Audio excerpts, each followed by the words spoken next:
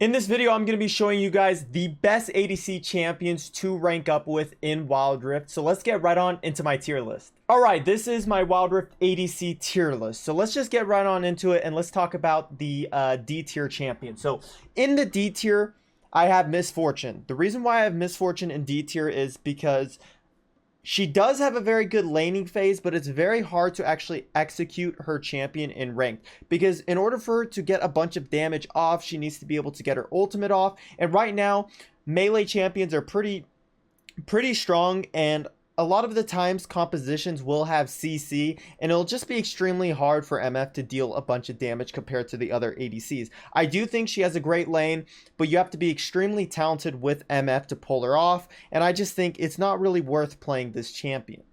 Next up, we have Nyla. Nyla is a brand new ADC champion. She's actually really fun, but her laning phase is so awful. It's actually really awful that if you were to go against an extremely talented ADC player, they will completely wipe you out. Now, I do think she can be C tier, B tier on this tier list if you are extremely good at her.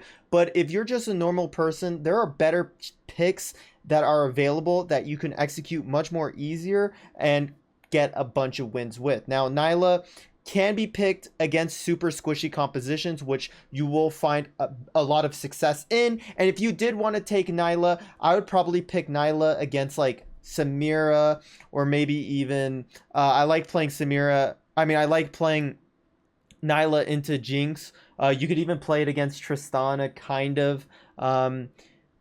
Just something that won't destroy you in lane is the most optimal time to even take Nyla. But like I said, she's pretty weak in the laning phase, and if you're behind in gold, it'll just make the first dragon fight and just the rest of the game much harder to play. And plus, she also gets countered by a bunch of CC, so it's just very hard to execute her. Lastly, in D tier, we have Senna. I really love Senna. She's so much fun. She's actually super strong, but in order to play Senna, you need to have a fasting partner, and that means you need to have a friend that can farm in lane and do all that, and that's really hard to do. But if you are able to have a friend that can play Gragas, Nasus, Galio, things like that, to where you can execute this Senna, then it's definitely way higher on this list. I would even put it into A or B tier, but unless you have that partner that can run that fasting partner, then it'll be quite hard to execute. So that's why I have her in D tier. But if you are able to have a friend that you guys can run fasting Senna, I also have videos on how to execute that. But yeah, because of that, I have her in D tier. Now, in my next tier, C tier, I actually have quite of interesting champions here. We have Caitlyn and Draven. I'm going to basically compare these champions and talk about them together. They're both extremely oppressive lane champions, but that's all they're really good for. Now, Caitlyn has some utility with her net, which is a slow, and her traps, and they did recently buff her in the brand new patch, so her traps are up quite more often, and so that makes her a lot more versatile because you can't pick her for some CC and utility, especially around objective fights. So she definitely has her perks, but she's not really something I would trust you to carry the game with, and she's just not really a powerhouse. She's like good in her lane, you know, maybe in the first few fights, but she doesn't really even do that much damage, so it could be really annoying to play this champion sometimes. Now, Draven, on the other hand, he does a bunch of damage. Like, if you want something that does a bunch of damage in strong early game, Draven's actually really good.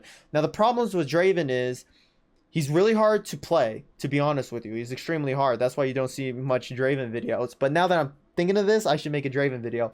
But yeah, Draven's really hard to play, and also he gets countered by CC too. So you need to be super good at like catching your axes and then worrying about CC and things that can lock you down. And so just knowing how to even draft Draven alone can also be quite difficult. So because of this, I have him in C tier.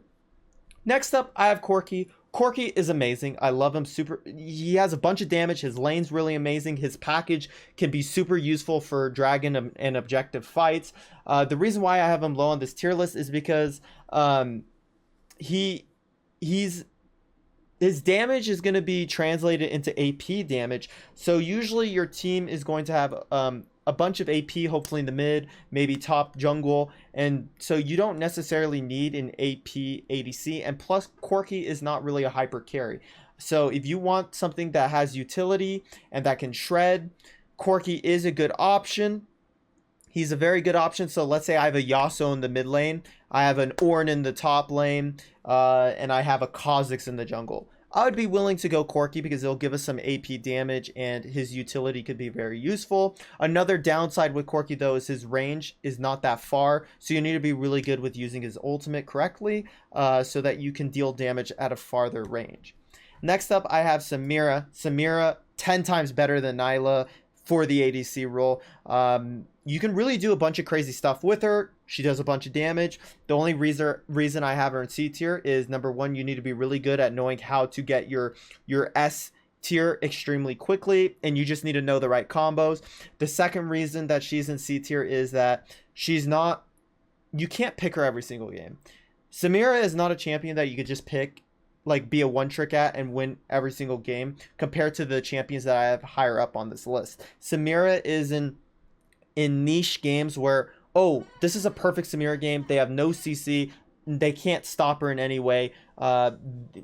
She can also have an easy laning phase. Like, she excels really well in certain drafts and not every single game.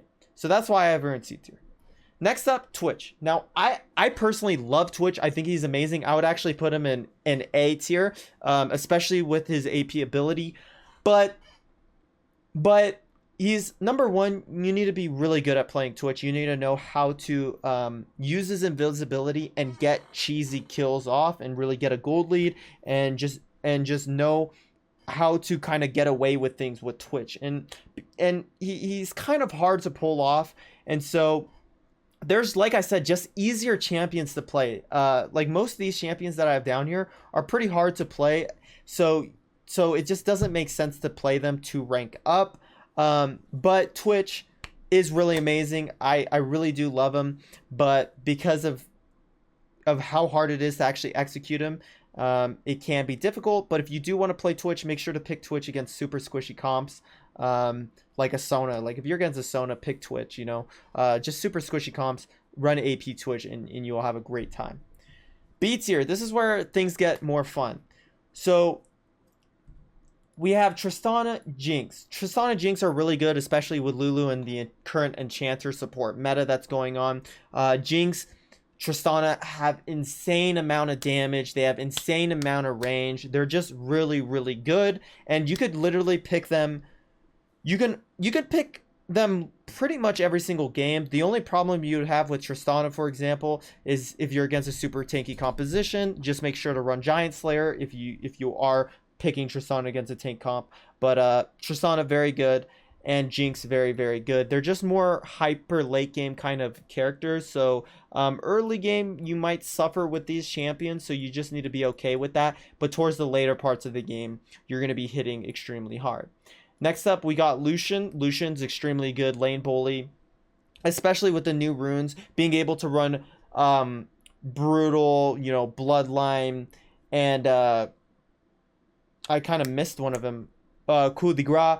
Being able to run those and then plus sudden impact, you're so strong early game with those set of runes. You're extremely, extremely strong. You can literally one-shot people super easily. And so that's why I have him in B tier. But I think the only downside with him is he's not a late game carry, and that you just need to know how to be really punishing in the laning phase with Lucian, but he's extremely good to use.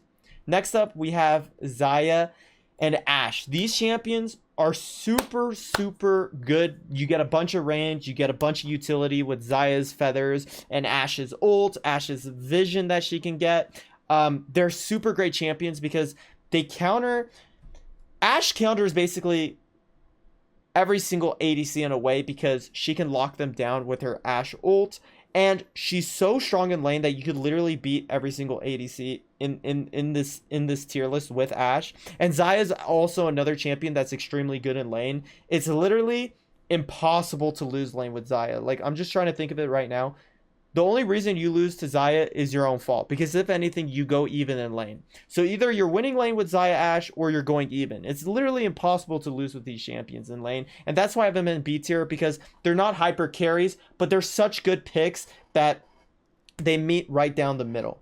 Now, next up in A tier, this is a bit of where I think these champions are really amazing, and it's also a little bit of bias. So I have Vayne and Zeri. I think Vayne and Zeri are so amazing. They're just so, they have so much mobility. They have so much damage. They can carry the game if they're fed. You could do so many things with them that I really like these champions. And they have Zeri, for example, has a really good laning phase because she has extremely strong range. She has a dash. She just has really good and annoying abilities with her first and second ability, which are just basically zaps that you could use to poke out the enemy. So they're just really, really nice. And once you get to mid game with Zeri, the game's basically over. Same thing goes for Vayne. I think Vayne is actually so filthy right now. Like, if you guys have been seeing my shorts, I've just been posting Vayne highlights every single day because it's just that easy. Literally, my win rate with both these champions are at a 90%, and I'm not even lying to you. I'm at a 90% win rate with Vayne and Zeri, and even when I'm losing the game early game, I just need that one bounty. Give me that one bounty and the game's over, okay?